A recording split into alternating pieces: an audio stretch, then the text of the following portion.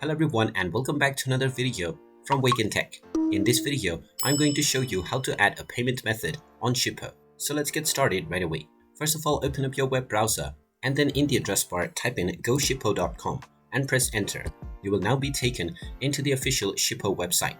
Now click on the login button at the top right corner and you will be taken into the login portal. Just type in your username or your email address and your password and then log in to your account, which will take you into the orders page.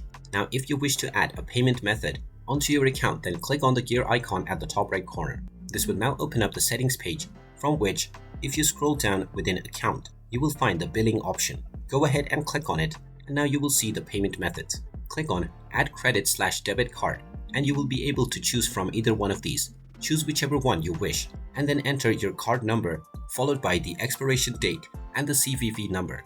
You can then enter your name, your country, your street address, as well as your city and your state. Finally, enter your zip code and then click on the Add Card button. After verifying your information, your card will be added onto your Shippo account right away.